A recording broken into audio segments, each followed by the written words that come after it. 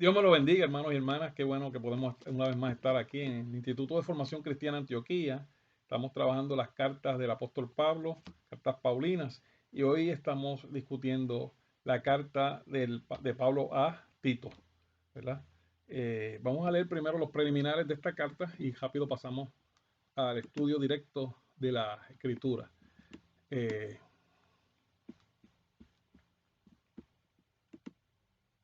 Tito, ok. Se titula Tito, escrita por el apóstol Pablo, ¿verdad?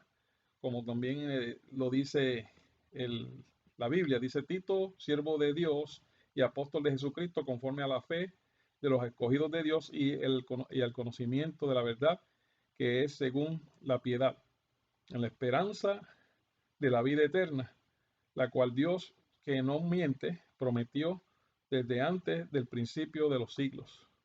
¿Ok? Y entonces sigue con esa introducción y en el verso 4 dice a Tito, verdadero hijo en la común fe.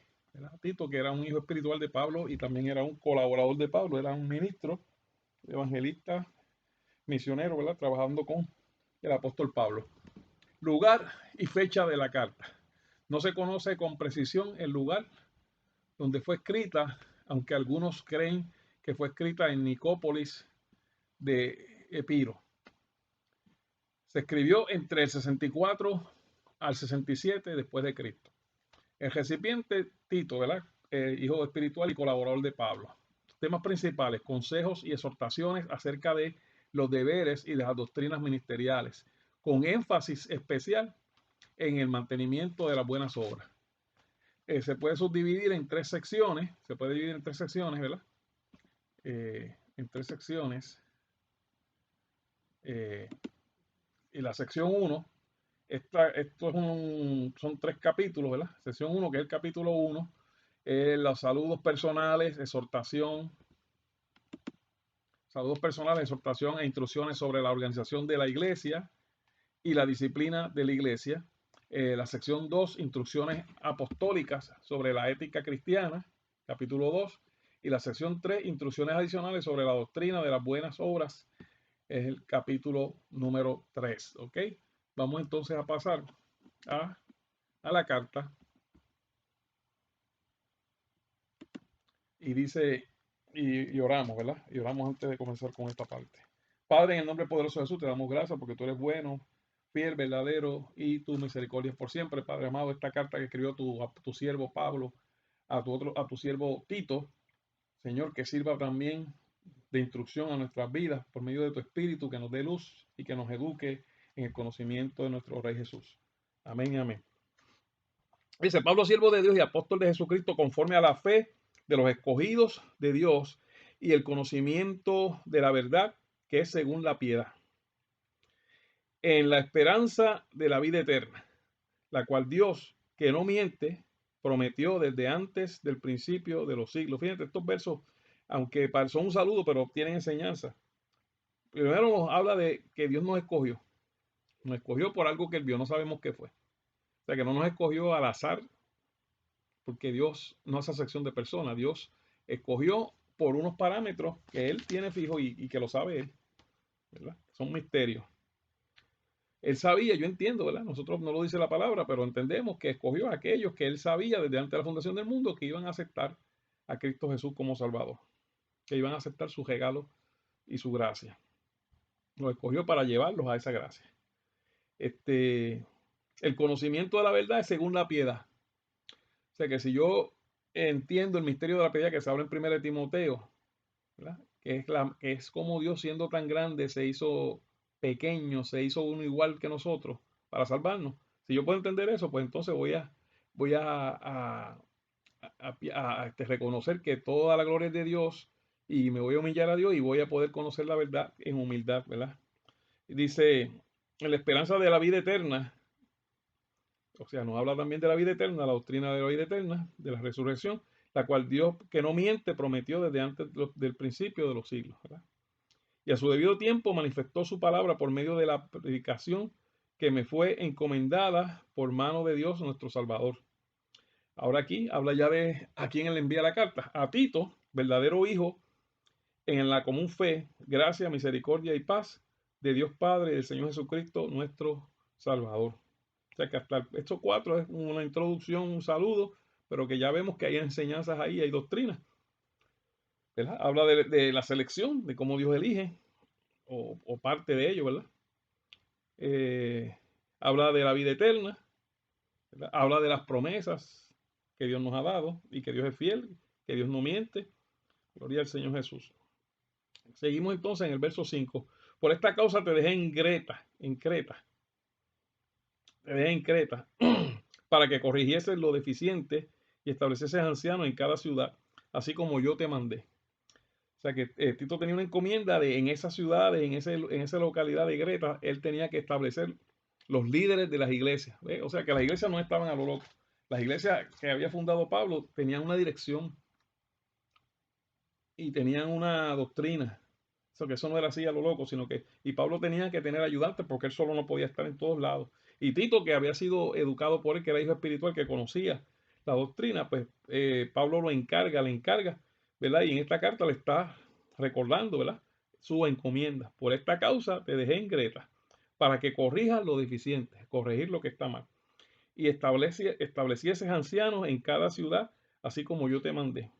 Ahora aquí Pablo va a decirle cómo deben ser, cuáles son las cualidades, las cualificaciones de los ancianos que Tito tenía que establecer. Dice, el que fuera irreprensible, uno, marido de una sola mujer y que tenga hijos creyentes, que no estén acusados de disolución ni de rebeldía, porque es necesario que el obispo sea irreprensible como administrador de Dios, no soberbio, no iracundo, no dado al vino, no pendenciero, no codicioso de ganancias deshonestas, sino hospedador, amante de lo bueno, sobrio, justo, sano, santo, dueño de sí mismo, retenedor de la palabra fiel, oiga, retenedor de la palabra fiel tal como ha sido enseñada, para que también pueda exhortar con sana enseñanza y convencer a los que contradicen. O sea que aquí habla Pablo de las cualidades de los ministros, de los pastores y cómo uno debe mirar en ellos antes de establecer lo que tengan estas cualidades.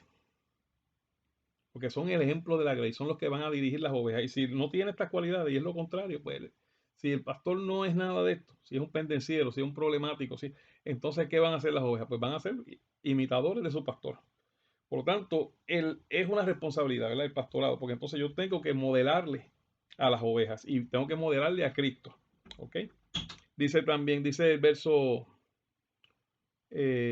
porque hay aún muchos contumaces. O sea, Pablo dice que había oposición. Dice, porque hay aún muchos contumaces, habladores de vanidades y engañadores, mayormente los de la circuncisión. Había ya oposición, especialmente los judaizantes, los que se habían supuestamente convertido, pero todavía querían continuar guardando la ley de Moisés, a los cuales es preciso tapar la boca, que trastornan casas enteras enseñando por ganancias deshonestas lo que no conviene. O sea que también lo hacían por comercio y enseñaban lo que no convenía. Ahora aquí Pablo da un ejemplo. Uno de ellos, su propio profeta, dijo, los cretenses, siempre mentirosos, malas bestias, glotones, ociosos. Este testimonio es verdadero, por tanto, repréndelo duramente. Fíjese, Pablo está señalando cómo este pseudoministro, ¿verdad? Abusaba y atropellaba a las ovejas. Decía que eran siempre mentirosos, malas bestias, o sea, que los desprestigiaba, los trataba con dureza, ¿verdad? Y eso hay que tener cuidado. Muchas veces los pastores estamos para cuidar las ovejas, pues no para maltratarlas. Primero, porque no son nuestras, porque son del Señor. Y segundo, porque a eso no nos mandó el Señor, a maltratarlas, sino a cuidarlas, a protegerlas, a edificarlas. Este testimonio es verdadero, por tanto, repréndelo duramente para que sean sanos en la fe, no atendiendo a fábulas judaicas ni a mandamientos de hombres que se apartan de la verdad. Muchas doctrinas y muchas tradiciones judías que querían mantener estas personas, querían aún imponerla en la iglesia cuando en Israel se habían introducido y no eran parte de lo que enseñó Moisés, sino que la introdujeron los ancianos como unas tradiciones, ¿verdad? Y las querían aún imponer a la iglesia. Todas las cosas son puras para los puros, mas para los corrompidos e incrédulos nada es puro, pues hasta su mente y su conciencia están corrompidas. O sea que hay gente que la maldad está en la cabeza dando vueltas y todo es malo para ellos. Y eso eran los judaizantes, eso eran los opositores de Pablo.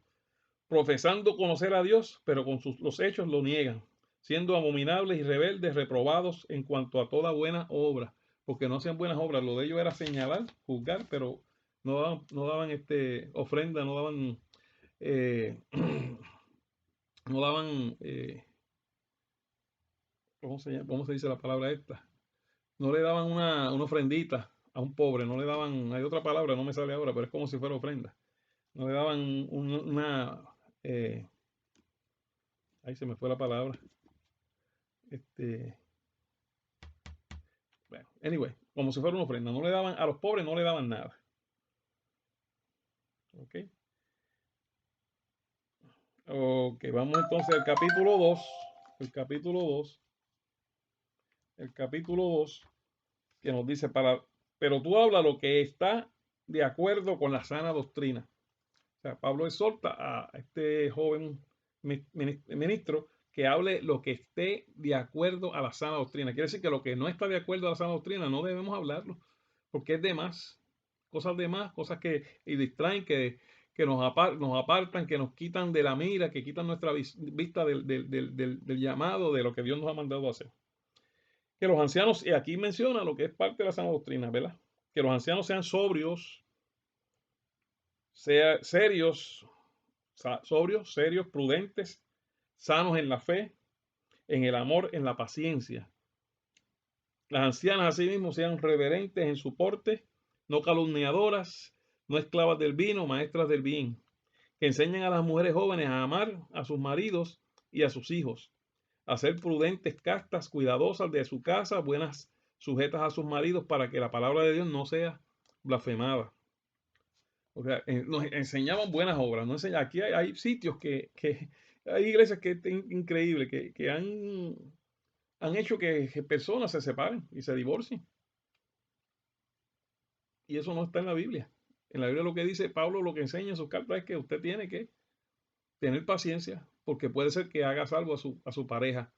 También le dice que si la pareja no consiente, pues que lo deje, pero es cuando no son matrimonio, ¿verdad? Es cuando son que vivían, ¿verdad? En común acuerdo. Exhorta asimismo a los jóvenes a que sean prudentes, presentándote tú en todo como ejemplo de buenas obras en la enseñanza, mostrando integridad y seriedad. Mire, aquí Pablo le dice, tú eres el que tienes que modelar, tú eres el que tiene que dar el ejemplo, presentándote tú como un ejemplo de buenas obras. O sea que tienes que hacer buenas obras para que los demás te vean y te imiten. Que en la enseñanza sea íntegro y serio. Que la enseñanza sea íntegro y serio. Hoy en día hay muchos ministros que hacen muchos chistes, demasiado. No quiere decir que usted también va a ser un amargado, ¿verdad? De vez en cuando. Pero que hay gente que lo que hace nada más que chistes y chistes y chistes y cómicos. Y lo que hacen es una comedia y se convierte entonces en algo de un entretenimiento. Y aquí es algo serio. Por eso Pablo dice seriedad, mostrando seriedad.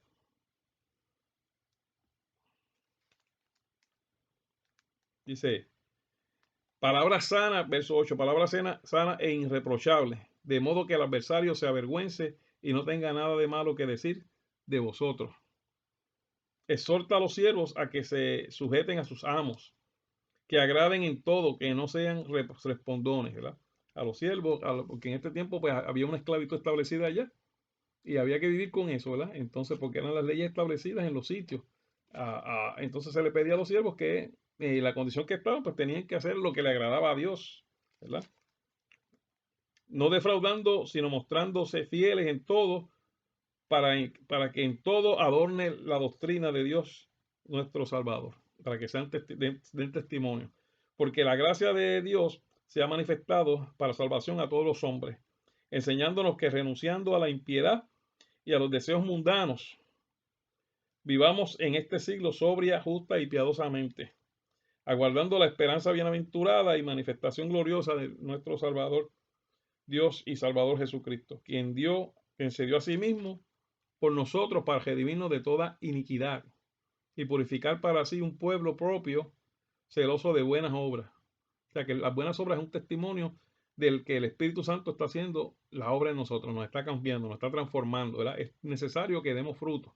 Las buenas obras es parte del fruto, es la parte visible, la parte tangible del fruto de que Dios está trabajando con nosotros. Esto habla y exhorta y reprende con toda autoridad, nadie te menosprecia. O sea, Pablo está enseñándole, mira, tienes autoridad. Pablo tenía autoridad como apóstol y Pablo le delegó la autoridad a Tito como a su ayudante para que corrigiese las cosas que estaban ocurriendo mal en las iglesias de Creta, ¿verdad? Capítulo 3. Recuérdales que se sujeten a los gobernantes y autoridades, que obedezcan, que estén dispuestos a toda buena obra. Tenemos que estar sujetos a las autoridades, a las leyes. No podemos ser un mal ejemplo, un mal testimonio al pueblo, porque si la iglesia viola las leyes, ¿qué testimonio está dando? A menos que sea una violación, ¿verdad? Un mandato de Dios, pues ya eso es otra cosa. Que nadie difame, que no sean pendencieros, sino amables, mostrando toda mansedumbre para con todos los hombres. La mansedumbre. Que a nadie difamen, ok, porque nosotros también éramos en otro tiempo insensatos, rebeldes, extraviados, esclavos de concupiscencias y deleites diversos, viviendo en malicia y envidia, aborrecibles y aborreciéndonos unos a otros. O sea, estábamos allá y ahora no podemos hacer lo mismo que hacen ellos. Tenemos que dar un testimonio de cambio, ¿verdad? Porque los estamos invitando a un cambio. ¿Y cómo yo voy a invitar a alguien a un cambio si yo no he cambiado? ¿Verdad? ¿Cómo yo voy a invitar a alguien que se aparte del mundo si yo estoy en el mundo? Por eso es importante apartarnos del mundo, porque hay un pueblo que está mirando, ¿verdad? Hay un pueblo que quiere ver un testimonio.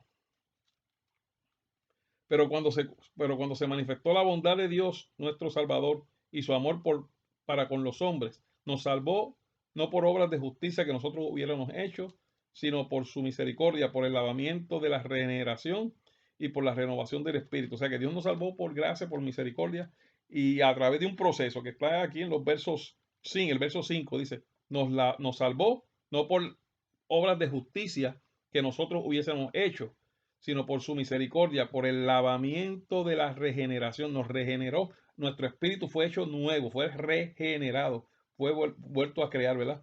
Porque estábamos muertos en espíritu.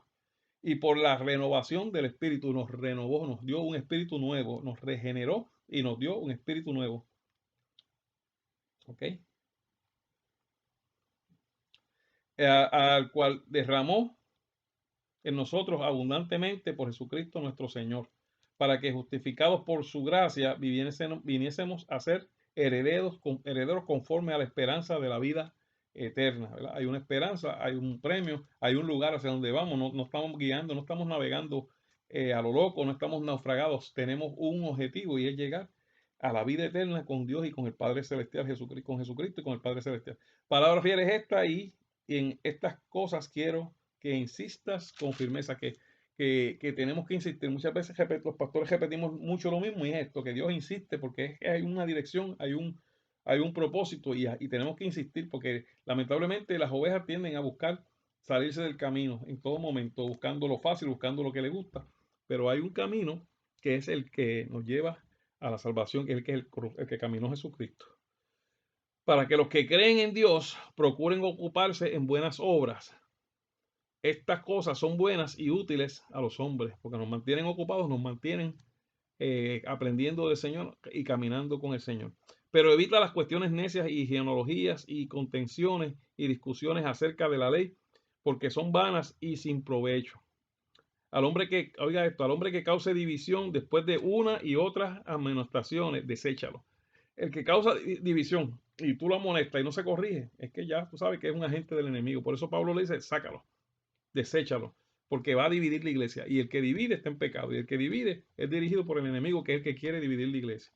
¿Verdad? Si tú lo amonestas y se corrige, tal vez era un ignorante, un nuevo, ¿verdad? Y se corrigió. Pero si no se corrige, después que tú lo amonestas una y otra vez, entonces ya ese hay que sacarlo, porque ya es lo que viene a dividir la iglesia. Sabiendo que el tal se ha pervertido, y peca y está condenado por su propio juicio. Cuando envíe a ti a Artemas o a ti Quito, apresúrate a venir a mí en Nicópolis. Por eso se dice que esta carta fue escrita en Nicópolis, porque él le dice, ven a mí en Nicópolis. Porque ahí he determinado pasar el invierno. Aunque aquí dice que ha determinado pasar el invierno en Nicópolis, tal vez no estaba ahí, tal vez iba a estar ahí. Pero bueno, hay algunos que dicen que ahí fue que escribió la carta. A Zenas, intérprete de la ley, y a Apolos encamínales con solicitud, de modo que nada les falte, ¿verdad? Recomendando aquí ministros que tienen credenciales ante Pablo, que Pablo los reconoce, que le abran puertas y que los atiendan bien. Y aprendan también los nuestros a ocuparse en buenas obras para los casos de necesidad, para que no sean sin fruto. Todos los que están contigo te saludan, conmigo te saludan. Saludad a los que nos aman en la fe. La gracia sea con todos vosotros. Amén. Ahí llegó la carta de Filemón, digo de Tito, ¿verdad?